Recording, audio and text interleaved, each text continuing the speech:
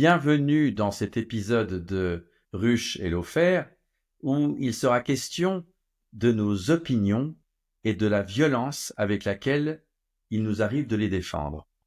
Depuis le Covid, puis avec la guerre en Ukraine, puis la guerre à Gaza et puis l'élection de Trump, nous avons tous et toutes développé des opinions sur ces sujets qui parfois provoquent nos proches, dans la famille, au travail, parmi nos amis, dans des discussions qui peuvent se révéler difficiles, voire violentes. Le monde change, nous changeons avec le monde, mais pas toujours en harmonie. Bienvenue dans cet épisode.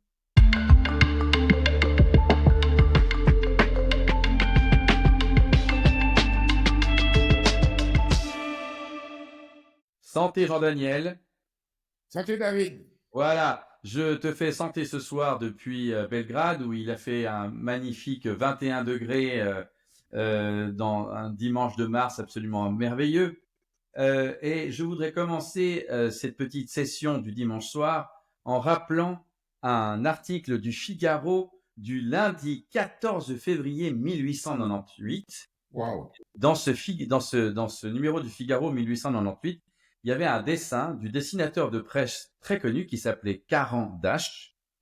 Non. Bien sûr, et qui dans le Figaro a publié ce dessin qui est devenu très célèbre, où on voit en fait en deux parties, un dîner de famille en deux parties. Et puis en haut, les gens sont très sympathiques, ils sont très contents, ils ont des petites moustaches, des faux cols, et les femmes ont des jolies robes à corset. Et la légende du dessin du haut dit « Surtout ne parlons pas de l'affaire Dreyfus ». Et le dessin du bas, c'est la même table, sauf que tout le monde s'écharpe. La grand-mère avec la fourchette en train de la planter dans le dos du grand-père. La nappe est renversée, c'est le Capharnaüm. Et puis le dessin, la petite... comme même le chien a une fourchette dans les fesses, je le vois maintenant. Et la légende du dessin du dessous, c'est « Ils en ont parlé ». Et évidemment, je parle de ce dessin à dessein parce que je pense qu'il est de nouveau d'actualité de 127 ans plus, 127 ans plus tard. Je pense que on est, enfin j'en ai fait personnellement expérience face à une situation tout à fait inédite dans nos vies depuis, je dirais, depuis le Covid, qui était un événement mondial. Et puis juste après, il y a eu la guerre en Ukraine, et puis juste après, il y a eu la guerre à Gaza. Et ces trois événements successifs, avec le couronnement qui pourrait être conçu comme l'élection de Trump à la Maison-Blanche, ces quatre événements successifs qui, en fait, suscitent des prises de position extrêmement tranchées pour chacun d'entre nous, qui parfois vont à l'encontre des positions des gens de notre entourage social, professionnel, mais là où ça devient plus compliqué, c'est aussi familial et amical. Euh, parce qu'on est face à des inconnus, on a vécu jusqu'avant ça dans un monde très relativement stable, et depuis le Covid, avec les conflits qui lui ont succédé, on est rentré dans un monde nouveau. On pourrait dire d'une certaine façon que le Covid est le début du 21e siècle dans les faits, et face à ce 21e siècle qui s'annonce, on est un peu démunis et on a des prises de position qui sont ancrées en chacun d'entre nous, dans nos émotions, dans notre vécu, dans notre perception, qui parfois sont tout à fait divergentes de ceux qui nous entourent et qui nous sont chers, qu'on connaît depuis des décennies. Et ça a parfois fait des étincelles qui sont parfois plus que des étincelles, qui sont parfois des feux de broussailles, voire des feux de forêt. Et évidemment que dans ces cas-là, on est soi-même tout à fait démuni et on ne sait pas trop quoi faire. Mais ayant beaucoup parlé autour de moi, je sais que c'est une situation qui est, je dirais, idéologico-émotionnelle à laquelle beaucoup d'entre nous sont confrontés et qui est difficile à appréhender. Et je pense que pour le diplomate de carrière que tu es, ça doit susciter beaucoup de réflexions. Alors, d'abord, la référence à la caricature du Figaro me rappelle un dessin de presse de, je pense, notre ami commun Patrick Chapat, qui a commis un dessin il y a quelques semaines où on voit une image et en, en, en arrière-plan, c'est une cuisine où tout le monde se bat, un peu comme la scène que tu décris. Et puis, en avant-plan, il y a la maîtresse de maison à la cuisine avec une bouteille à la main en train de se saouler, tellement elle est désespérée. Puis son mari à côté qui lui dit, mais je t'avais dit qu'on ne devait pas parler de Gaza et tu nous sers du houmous. Houmous qui est évidemment, Bien pour tous sûr. les gens qui connaissent un peu le Moyen-Orient, un grand sujet conflictuel pour savoir qui est le propriétaire de la propriété intellectuelle du houmous, l'AOP du houmous. Donc, c'est exactement le même genre de choses. Ma deuxième remarque, c'est Mais que on a été dans une pensée dominante depuis le Covid qui rencontrait quand même l'assentiment d'une grande majorité de la population. Il y avait évidemment quelques anti-vax, il y avait des gens qui mettent en question le discours officiel, mais il était largement accepté. Comme le discours officiel sur la guerre en Ukraine était largement accepté. Agression russe, cette pauvre démocratie ukrainienne doit se défendre, les Russes nous menacent. C'est un discours qui était largement accepté. Et puis, il y a eu l'effet Trump. Et je pense que si aujourd'hui, il doit y avoir des conflits, des combats, des malentendus dans les familles, dans les maisons, c'est en grande partie lié à l'effet Trump. Et alors toi, tu vis dans un pays, la Serbie, qui a toujours eu un très grand scepticisme vis-à-vis des Américains, surtout plutôt vis-à-vis des démocrates d'ailleurs, parce que c'est quand même un gouvernement démocrate américain qui a bombardé la Serbie et le Kosovo, le Monténégro. Moi, il me semble que toi, tu vis dans un pays où on devrait avoir plus de compréhension et de sympathie pour ce que Trump essaye de faire. Est-ce que je me trompe? non, tu ne te trompes pas du tout. La victoire d'ailleurs de Trump a été, d'une manière générale, on peut le dire, très bien accueillie en Serbie, parce que tout simplement Trump a fait preuve de compréhension, en tout cas du point de vue rhétorique, envers Poutine.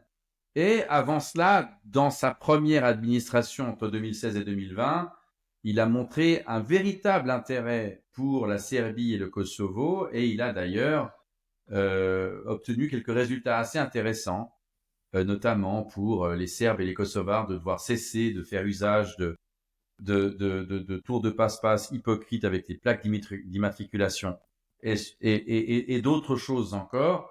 Donc il a montré qu'il était intéressé par cette région, qu'il voulait trouver aussi des solutions. Et toutes ces choses sont plutôt bienvenues ici. Mais mon expérience, elle précède Trump. Trump a probablement apporté les choses à un point d'ébullition, mais je peux dire maintenant, si on doit parler de choses tout à fait personnelles, euh, euh, le Covid s'est invité dans ma vie personnelle, tout à fait intime. J'étais à l'époque marié et celle qui était mon épouse et moi-même avions des vues sur le Covid qui étaient diamétralement opposées sur la manière de gérer la situation au quotidien, sur la manière de gérer le flux d'informations au quotidien sur le Covid. Ça a amené à des débats tout à fait venimeux et tout à fait dommages. Et ça, c'était uniquement le Covid. Mais après, il y a eu la guerre en Ukraine. Et dès le départ, en fait, dès les premiers mois de la guerre en Ukraine, euh, j'ai eu des mots durs avec des gens dans ma famille, parmi mes amis, qui ne partageaient pas mes vues, dont je le partageais moi-même par les vues. Et puis, comme les enjeux nous paraissent tellement importants, la sécurité de l'Europe, avant ça, une crise sanitaire mondiale, etc., on est dans le domaine, comme disait le prince Charles pour parler de la princesse Camilla, on est dans le domaine du non négociable. C'est vrai qu'il y a des convictions extrêmement fortes sur tout ça. D'ailleurs, c'est un peu les mêmes. Hein, les gens qui estiment que la Russie est pas responsable de la guerre en Ukraine, c'est les mêmes qui étaient anti-vax, contre Bien contre sûr. la vaccination obligatoire. La vaccination n'était pas obligatoire, mais de facto, pour pouvoir vivre correctement, Oui. il fallait se faire vacciner. Enfin, moi, j'étais en Israël à l'époque. La personne se posait la question. Hein, il y avait le gouvernement ordonnait et c'était réglé de manière très militaire et puis on était convoqué pour aller recevoir son shot. Et puis après, si tu voulais entrer n'importe où, fallait montrer que tu avais reçu ton vaccin, puis après le deuxième. Donc, c'était même pas... enfin, en Israël, ce sujet-là était même pas contesté, Oui. finalement. Je sais Oui, pas parce si que tu avais des anti-vax en Israël. dans ce type Puis de après, j'ai société. réalisé en rentrant en Suisse que c'était un sujet extrêmement contentieux. Et puis quand j'ai été invité pour faire un débat avec l'ambassadeur de Russie, horreur! Les gens qui avaient invité étaient des anti-vax. Alors moi, je comprenais pas bien ce que c'était que des anti-vax. Je dis, bon, s'ils veulent pas se vacciner, c'est leur problème. Non, non, non, non, mais c'était devenu déjà une guerre de religion.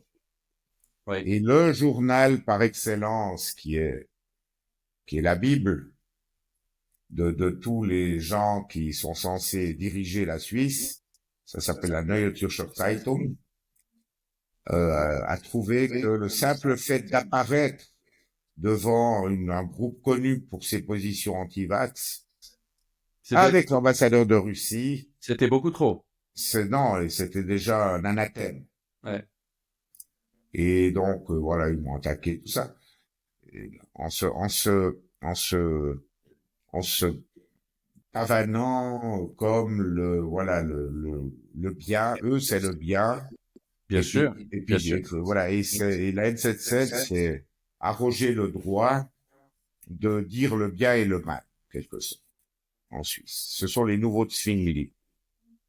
Oui. Zwingli, qui d'ailleurs a droit à une statue dans la ville de Zurich, qui m'a toujours fait sourire parce que il est représenté en marbre noir. C'est déjà un choix de matériaux pas hyper sympa. Marbre noir, comme ça. Debout sur son socle, derrière une église à côté de la Limate, je ne sais pas le nom de l'église. Si, Et, c'est la Frauenkirche. ah non, la Frauenkirche, elle est de l'autre côté. Ah, Ah ouais. Et non, elle est du même côté. Enfin, c'est une petite église, mais à côté de la Limate. Bref, c'est pas grave. Et il y a Tsingdi, il est représenté comme ça avec son chapeau de taliban en fait. C'est les mêmes. ouais, alors Erasme avait le même, hein, donc Voilà, ben c'était le chapeau de c'est l'époque. le taliban. Il a la barbe du taliban et il a dans la main, dans les deux mains, dans une main une Bible et dans l'autre une épée. Et ça me fait quand même marrer que ça existe encore aujourd'hui. Voilà. Mais c'est pas complètement, c'est pas du tout même hors sujet par rapport à ce dont on parle maintenant. C'est dire que on revient dans des, dans une époque où l'opinion est criminalisée. Je veux dire, nous avons inventé en Suisse quelque chose qui a fait florès dans le reste de l'Europe pendant 100 ans, c'est la guerre de religion, hein. Ça a commencé en Suisse. Les premiers morts qui ont été sacrifiés sur l'autel du papisme et du protestantisme, c'est en Suisse qu'ils ont eu lieu, qu'ils ont été à déplorer. Et Zwingli a été vraiment, mais le plus vociférant des ayatollahs protestants dans l'histoire. C'est quelque chose d'extraordinaire. C'était un chef de guerre.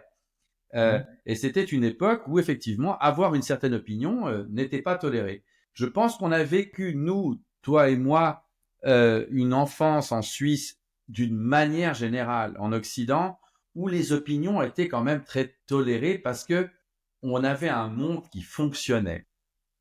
Il y avait une prospérité qui était bien partagée, une démocratie qui fonctionnait, une pluralité de journaux qui fonctionnait aussi. Moi, mon père était abonné à la Gazette de Lausanne, hein, puis c'était un petit journal de droite avec les mêmes éditorialistes pendant des décennies. Et puis ceux qui étaient de gauche, ils avaient leurs journaux. Et puis il y avait une pluralité. Tout ça, ça a disparu. C'est tous les journalistes aujourd'hui. Je m'excuse, j'en connais beaucoup et je les aime beaucoup, mais en gros, les journalistes dans le canton de Vaud, ils font un jeu de ping-pong entre la tour et le château. Tu connais cette expression? La Mhm, tour de Eddy Press, enfin la tour mhm. de Tamedia aujourd'hui, et le château qui est donc le gouvernement vaudois. dire, ils font tous le trajet. D'abord, ils commencent à être journalistes, puis ensuite, ils vont faire de la communication pour un conseiller d'État, puis ensuite, ils revont dans un journal, puis ensuite, ils vont à la télé, puis ensuite, ils vont faire de la communication politique, etc., etc., etc. Moi-même, j'ai été journaliste, et puis j'ai été le communicant, pas le communicant, la plume d'Alain Berset. Donc, c'est tout ça, toute la formation des opinions a aussi été très diluée, très, je dirais d'une certaine façon, déconsidérée, dégradée. Et puis le monde est devenu plus complexe. La prospérité est de moins en moins bien partagée. Et du coup, les opinions, elles aussi, sont de plus en plus polarisées.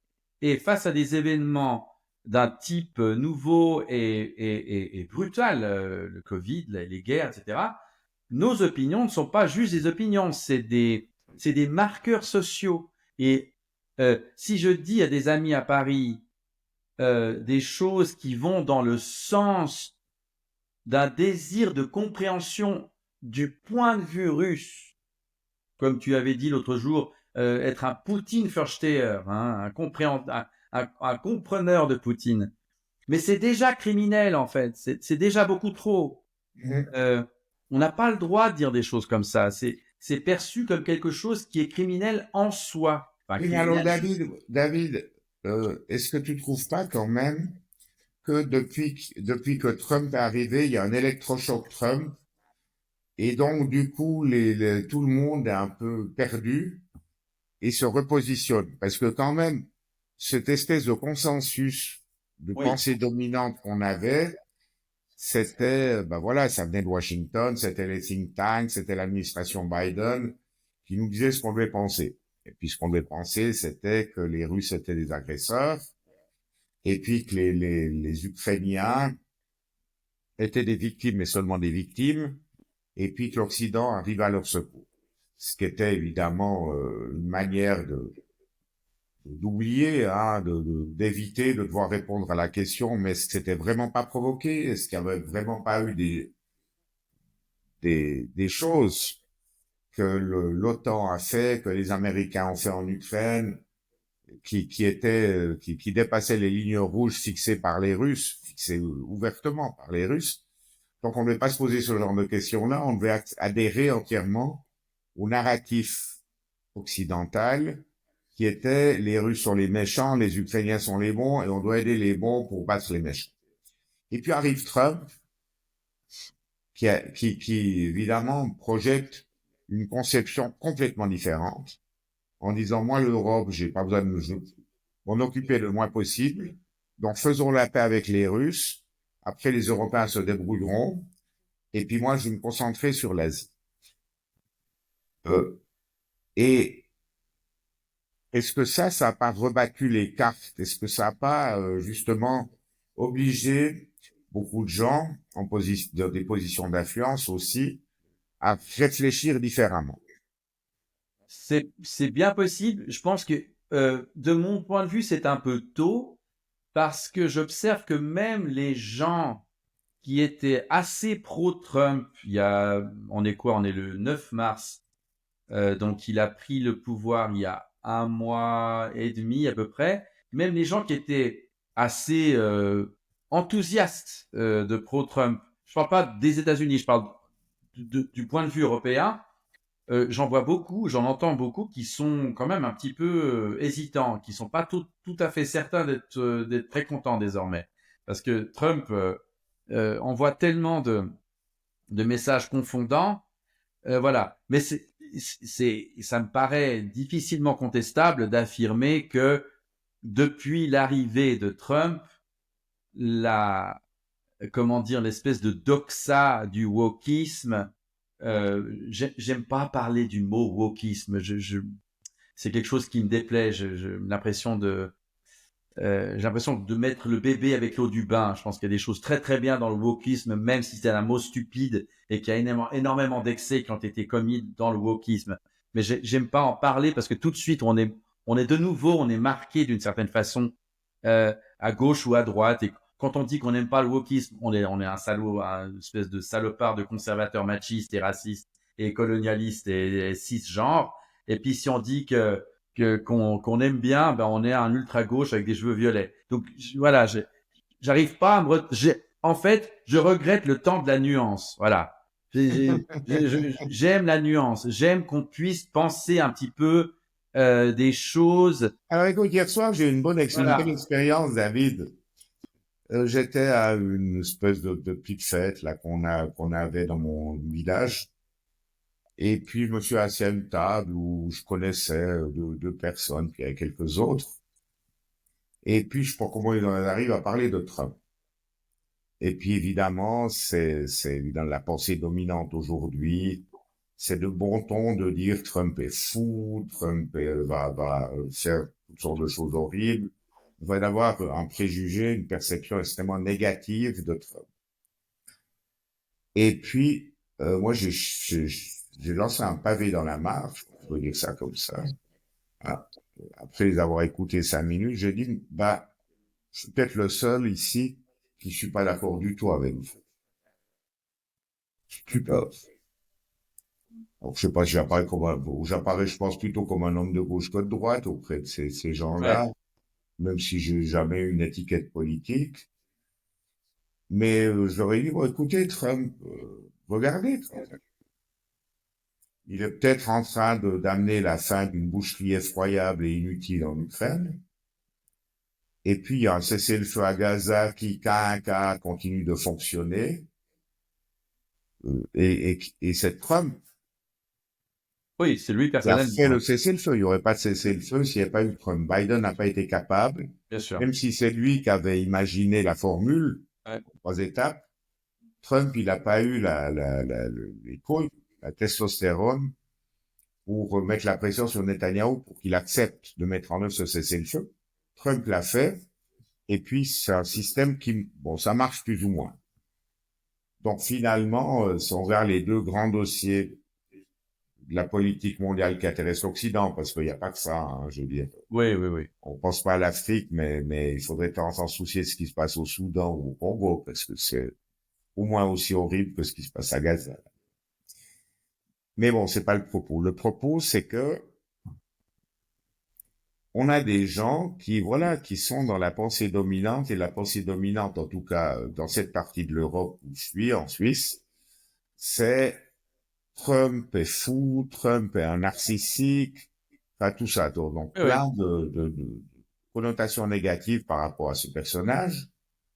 Mais maintenant, si on regarde la réalité des choses, bah, il y a quand même des mouvements en faveur d'un arrêt des combats, donc d'un arrêt des morts, des souffrances, des boucheries, qui se fait grâce à Trump sur les deux principaux champs de bataille qui concernent les Occidentaux.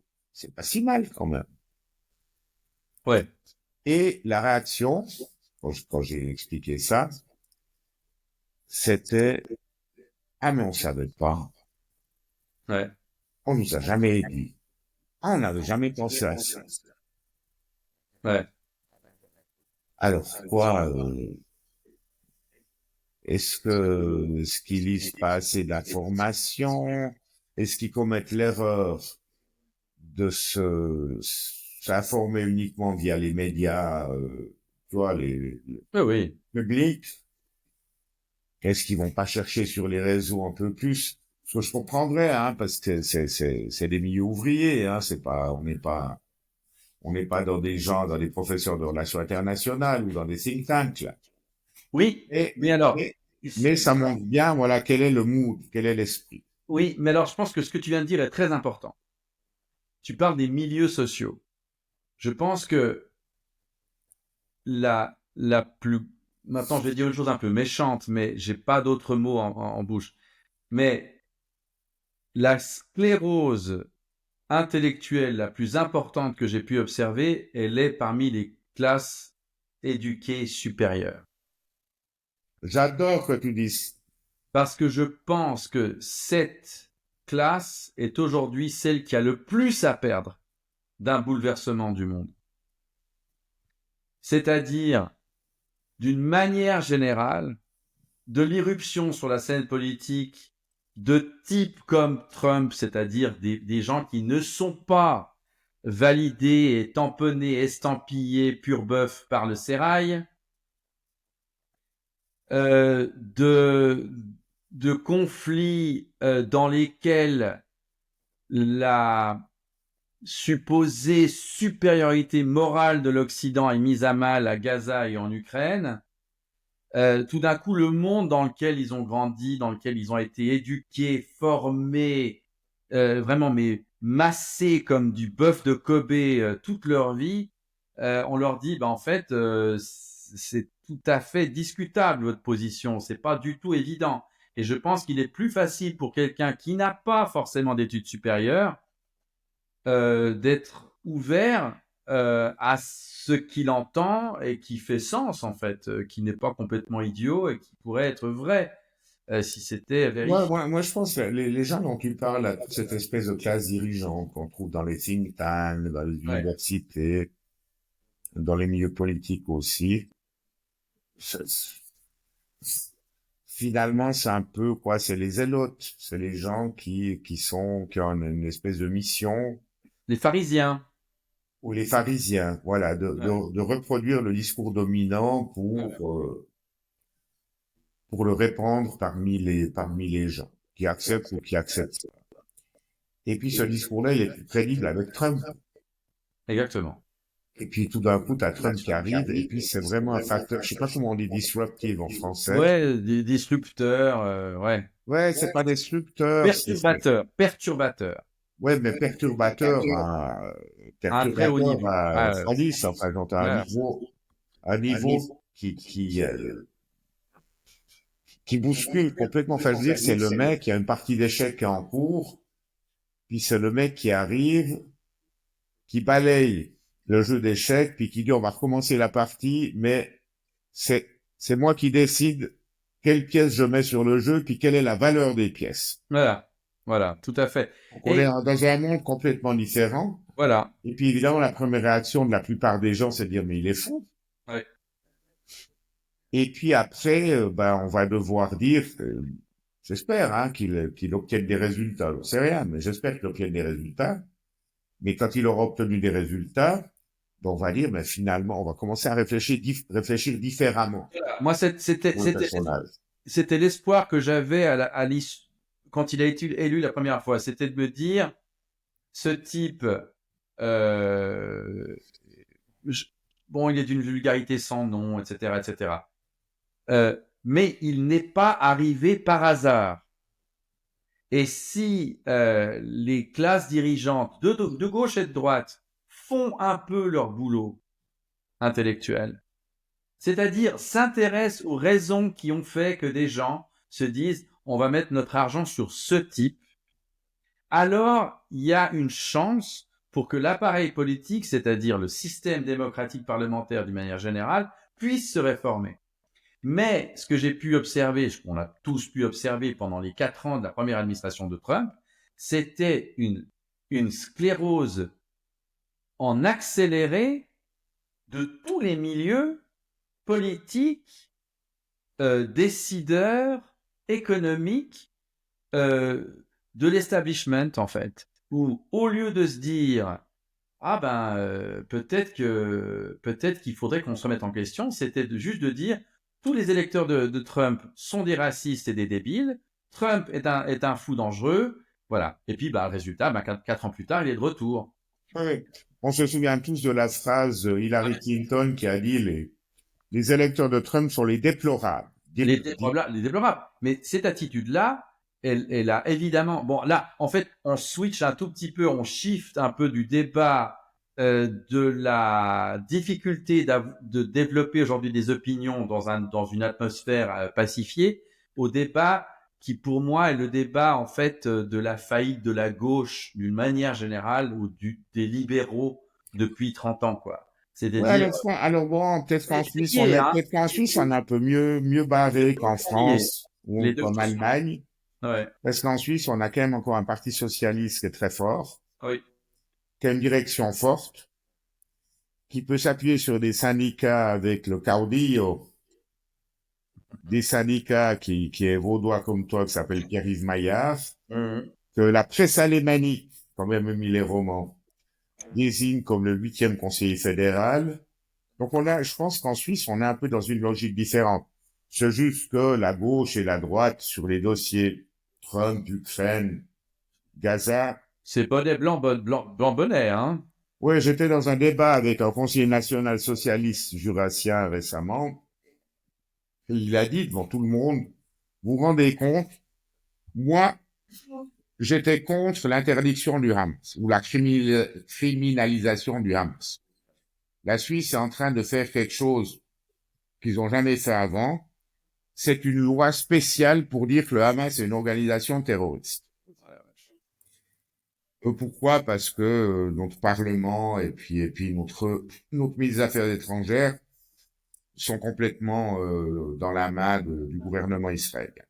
Donc il fallait leur faire plaisir. C'est pour ça qu'on fait ça. On a fait d'autres choses aussi, comme annuler une conférence sur les conventions de Genève, alors qu'il y a des violations graves du droit international humanitaire. Ça serait pas complètement stupide d'avoir une réunion là-dessus maintenant, mais enfin la Suisse, enfin Cassis, après un téléphone du ministre israélien des Affaires étrangères, a trouvé qu'il fallait, c'était mieux d'annuler. Enfin voilà, donc on est dans la main du gouvernement israélien, un peu comme les Américains d'ailleurs sont dans la main du gouvernement israélien. Alors, les gens voient ça, ils sont sceptiques sur ce qui se passe, mais quand même, sur Trump, moi je sens un consensus. Encore ce soir, à dîner avec des amis, tu dis le mot Trump, et t'as l'impression qu'il y a un chiffon rouge qui arrive. Oui. Ils sont incapables, on est incapable de faire la part des choses. Il y a une perspective dans les familles qui est, alors moi par contre, j'ai jamais rencontré quelqu'un encore qui dit, moi, Trump, j'aime bien. Ah, moi, oui.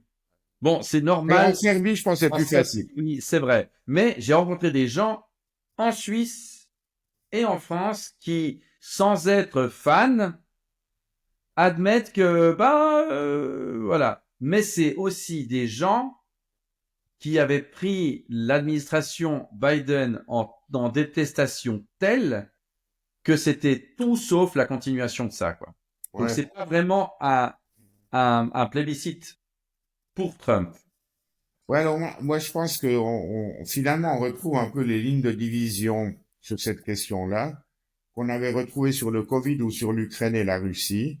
Oui. C'est-à-dire que les gens qui trouvaient absurde cette guerre en Ukraine et qui mettaient plutôt la faute sur l'Occident que sur la Russie, qui sont les mêmes qui étaient des antivax, du coup ils se retrouvent plutôt dans une position sympathique vis-à-vis de Trump. Tout à fait. Je pense que c'est les mêmes. Enfin, c'est pas toujours les mêmes, mais je pense qu'on peut faire une forme de généralité sur ce sujet. Maintenant, moi, ce que je dis aux gens, c'est pour essayer d'un petit peu aller au-delà des préjugés qu'on peut avoir, de cette espèce de consensus qu'on peut avoir sur le fait que Trump est un personnage toxique et destructeur.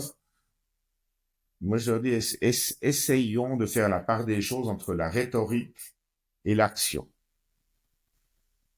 Le verbe et l'action. Oui, bien sûr. Alors typiquement sur Gaza, c'est là que c'est le plus évident. Sur Gaza, il dit, on va faire une riviera. Pour ça, faut enlever les 2 millions de Palestiniens. Il a pas dit 2 millions, mais c'est la réalité. Ouais. Il a parlé de 1,5, 1,6. Je crois que d'après les chiffres qu'on a, c'est plutôt 2 millions. Alors, faut les enlever, puis après on va reconstruire, puis ils vont pas rentrer. Donc, il est dans une logique entre le nettoyage ethnique et le génocide. Mais dans la réalité des faits. Et puis, il dit, en même temps, si tous les otages, tous, ne sont pas libérés par le Hamas samedi, ça va être l'enfer. Bon, on se demande comment ça pourrait être plus l'enfer que ce que c'est aujourd'hui. Déjà. Le samedi se passe, le Hamas, conformément aux accords qui ont été approuvés par Israël sous la médiation du Qatar avec le soutien américain, libère 3 ou 4 otages. Et puis, il n'y a pas d'enfer sur Gaza. Et ça continue. Et le processus continue. Puis maintenant, qu'est-ce qu'on apprend cette semaine? Que les Américains négocient directement, pour la première fois de l'histoire, négocient directement avec le Hamas. C'était, mais encore, enfin, à l'époque, avec Trump, on peut s'attendre à tout. À l'époque de Biden, c'était inimaginable. Ouais, bien sûr. Il y a même un, un avis de droit, enfin, c'est plus qu'un avis de droit, voilà, c'est la loi américaine qui dit que parler au Hamas équivaut à un soutien matériel aux terroristes. Ouais. Donc, moi, si je vais dire au Hamas, écoutez, il existe un truc qui s'appelle les conventions de Genève, vous n'avez pas le droit de retenir des gens, des civils otages, vous n'avez pas le droit de faire ci, cela. Eh ben, même leur dire ça, c'est punissable devant le droit américain. Et là, tu as le Trump qui envoie des gens négocier directement avec le Hamas sur la libération des prisonniers américains qui sont au mains du Hamas. C'est gigantesque comme histoire. Ouais. Et puis en même temps où les États-Unis reprennent langue avec le Hamas, la Suisse interdit tout contact avec le Hamas. C'est pas magnifique l'histoire? Ouais. Ouais. Et là, C'est-à-dire, on a vraiment, en Europe, on a un temps de retard. Mais, et c'est d'ailleurs dramatique, mais j'ai vraiment ce sentiment que Trump est, est l'expression de plusieurs choses. D'abord, première chose, hyper important pour moi, de mon point de vue, vraiment, je n'engage que moi-même, mais je ne suis pas du tout d'accord de dire que c'est une exception, que c'est un bouffon bizarre, que c'est une anomalie, et pas. Non, pas du tout. Trump est l'expression de l'État de l'Amérique aujourd'hui. Je pense que il est parfaitement à sa place. Il a été élu par la population massivement. L'Amérique est à l'image de Trump. Trump est à l'image de l'Amérique aujourd'hui. Ça, j'en suis, mais de plus en plus convaincu quand je vois ce qui se passe dans ce pays que j'aime beaucoup, au demeurant. Et puis l'autre, c'est que euh, euh, Trump est aussi celui qui... Mais bon, c'est dans sa politique, dans sa stratégie, depuis le début, de s'adresser aux gens directement par les réseaux sociaux, d'occuper perpétuellement le terrain de la communication, de faire sans arrêt des petites phrases, des conférences de presse, des apparitions publiques, des signatures, des visites et des machins et des... il est absolument, on n'a jamais vu un type aussi omniprésent dans la presse. C'est quelque chose d'extraordinaire. Donc forcément, ça contraint les gens à se prononcer à son sujet d'une manière perpétuelle. Mais je pense que l'enjeu n'est pas vraiment là, en fait. Tu disais toi-même séparer la rhétorique de l'action. C'est peut-être encore plus profond que ça. Euh, L'action, d'une certaine façon, c'est presque trop tôt pour en parler parce il a fait qu'un mois au pouvoir. Mais euh, il faut voir comment est-ce que nous, on réagit par rapport à ça. Quelle est notre réaction par rapport à ça? C'est déjà très important de pouvoir essayer de contrôler nous-mêmes comment nous réagissons par rapport à ça. Et je pense que pour l'instant, en tant que citoyen, on n'est pas préparé à ça. Et il faudrait déjà qu'on soit mieux préparé à ce genre de choses. Parce que, c'est ça veut dire quoi être préparé à ce genre de choses? ben, je pense que là, on est un peu tous un peu hystériques. Ah oui, c'est ça. C'est des réactions très émotionnelles de nouveau. Et j'ai lu beaucoup dans la presse ces temps-ci. Il y a eu un discours d'un député, Claude Mahuret, qui a eu énormément de succès à la tribune de l'Assemblée nationale il y a 2, 3 jours, J'ai où il vu. parle de redressement moral, etc. Puis j'entends beaucoup de gens je lis des commentaires, etc., où on parle en Europe et aux États-Unis, parmi les opposants de Trump, de moralité. Il faut de redressement moral. Mais la moralité n'existe pas dans les affaires étrangères. Non, ouais, ou si elle existe, bah, c'est pas les Européens vraiment. C'est pas eux les détenteurs, hein. Bah, en tout cas, ils auront de la peine à convaincre les Africains Ça va être ou, compliqué. ou les gens au Moyen-Orient qu'ils ont une éthique Exactement. supérieure aux autres. Et c'est dans ce sens-là que je dis qu'on n'est pas préparé à quelque chose comme Trump, on se paye de mots, on est là, n'est-ce pas, la démocratie, l'état de droit, c'est nous, c'est l'Europe, c'est les États-Unis, etc. Mais c'est pas tellement vrai, en fait. Depuis 25-30 ans, les États-Unis ont provoqué tellement de guerres, tellement de morts, de ruptures de traités, etc. C'est difficile de parler en position de supériorité morale. On peut pas en parler comme ça. Et je Ouais, pense que, bon, puis après, il y a Israël, quoi. alors évidemment, Israël, ça Je veux c'est dire, Israël, plus. Israël, c'est Philippines. Voilà. Mais je pense que c'est difficile pour nous à l'intérieur même de nos familles, parmi nos amis, dans les discussions qu'on a, il faudrait, je pense que tous les Européens, tous les Occidentaux d'une manière générale, fassent un pas en arrière et observent la situation et de se dire que Trump n'est pas une anomalie, il est l'expression de ce qui se passe aujourd'hui, et deux, il n'y a pas de redressement moral qui tienne. Il faudrait déjà commencer par observer ce qu'on a fait depuis 25-30 ans dans le monde. Oui, oui. Non, je crois que c'est Joseph Borrell qui était Oui, le l'envoyé. ministre des Affaires étrangères de l'Union européenne jusqu'à récemment, qui disait, moi, mon boulot, c'est de justifier les doubles standards, justifier le deux poids, deux mesures. Il a dit ça. Il a dit ça. Il a dit ça. Non, il était, à la fin de son mandat, il a été très, très critique. Enfin, il a dit vraiment ce qu'il pensait, il est sorti de ses gonds Oh, sur ce ça que c'est c'est que la amer, hein. politique extérieure européenne, et puis surtout vis-à-vis d'Israël, parce que là, lui, il aurait voulu une position beaucoup plus ferme, et puis c'était pas possible à cause des Allemands, des Hongrois, des Tchèques. Il est parti, je crois, avec beaucoup d'amertume, en disant, voilà, on est dans dans le deux poids, deux mesures, et mon business à moi, c'est de justifier, de chercher, d'essayer de trouver des explications Ouais. pour justifier ça. Donc, on n'est pas dans une entreprise moralisatrice. Non. Le monde est redevenu d'une manière évidente pour tout le monde, ce qu'il n'a au fond jamais cessé d'être.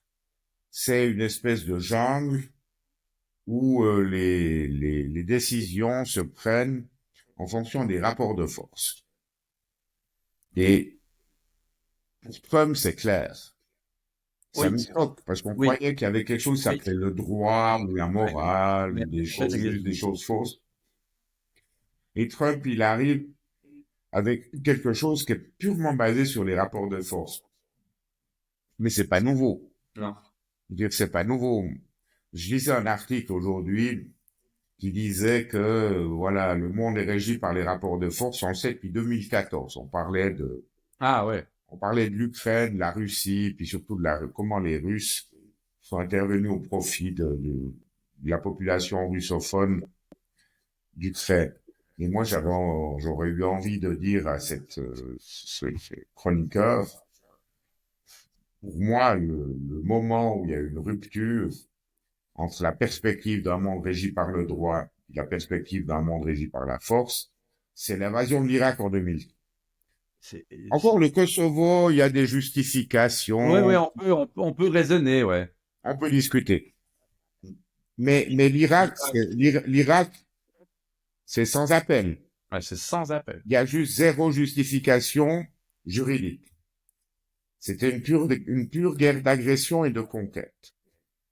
Et puis à partir de ce moment-là, c'était assez clair que, voilà, sous l'impulsion américaine, on va pas vers un ordre basé sur le dos. Alors après, en ce temps, les Américains ont inventé cette formule extraordinaire, Ouais. le Rules-Based International Order. Ouais. Et puis ici, alors, tous les perroquets de l'administration, des think tanks, des universités, ils n'arrêtent pas de dire on s'éloigne du Rules-Based International Order à cause de Trump et de Poutine. Mais je leur dis, mais les gars, mais je l'ai dit d'ailleurs une fois, même devant Cassis, devant tous les ambassadeurs réunis à Ponte Trésina en 2022, je dis, mais écoutez, Rules-Based International Order, ça veut dire quoi? Pour tous ceux de ma génération qui espéraient voir un jour naître, émerger un ordre international basé sur le droit, on a perdu nos illusions en 2003 lors de l'invasion ou l'agression américaine contre l'Irak. Et puis ça s'est pas amélioré par la suite avec la Libye et d'autres choses comme ça. Donc, on Et, vit dans un monde et je pense que ça, basé sur la force. voilà, et je pense que là, je pense que ça nous permet de conclure sur une conclusion authentique. En tout cas, en ce qui me concerne, c'est très intéressant ce que tu me dis et très éclairant.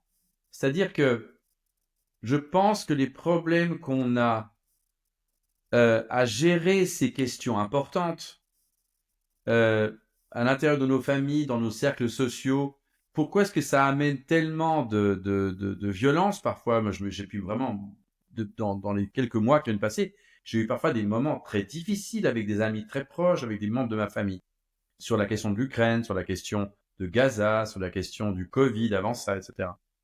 Mais pourquoi? Mais parce qu'en fait, on parle pas vraiment de la réalité telle qu'elle existe. C'est-à-dire que on vit toujours dans un monde où l'Europe, c'est-à-dire cette espèce de chose qui englobe l'Occident, l'Amérique, l'Europe, enfin le monde occidental, et aujourd'hui est encore une force du bien, de la démocratie, du droit international, d'une économie libérale, du droit des individus, de la pluralité de la presse, etc. En réalité, dans les faits, c'est pas vraiment le cas.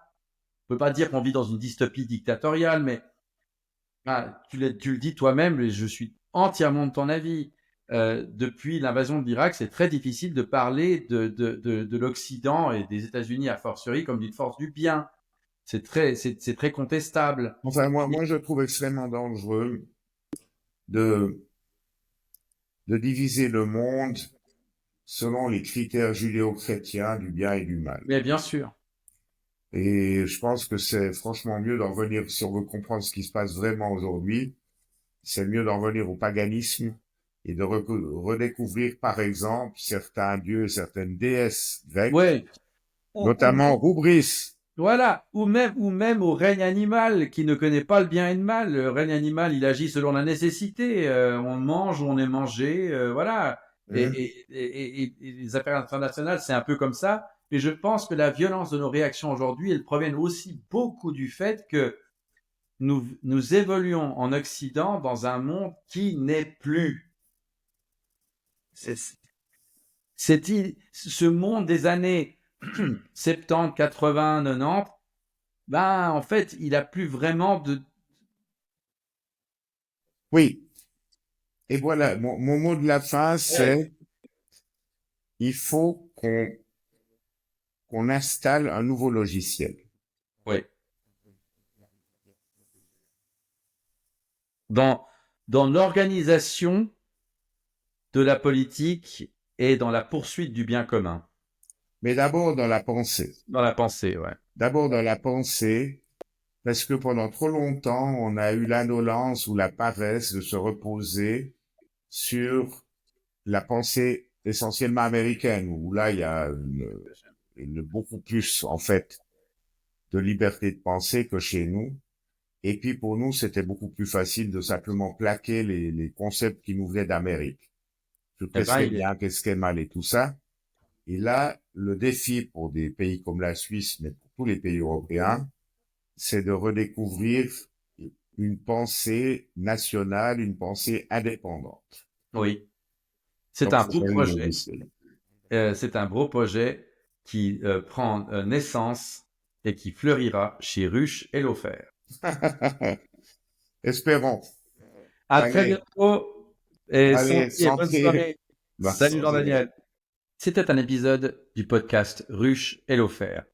Chaque semaine, Jean-Daniel Ruche, ancien ambassadeur de Suisse, et David Lofer, écrivain suisse basé à Belgrade, commentent l'actualité, la géopolitique, l'histoire et la culture. À très bientôt pour un prochain épisode.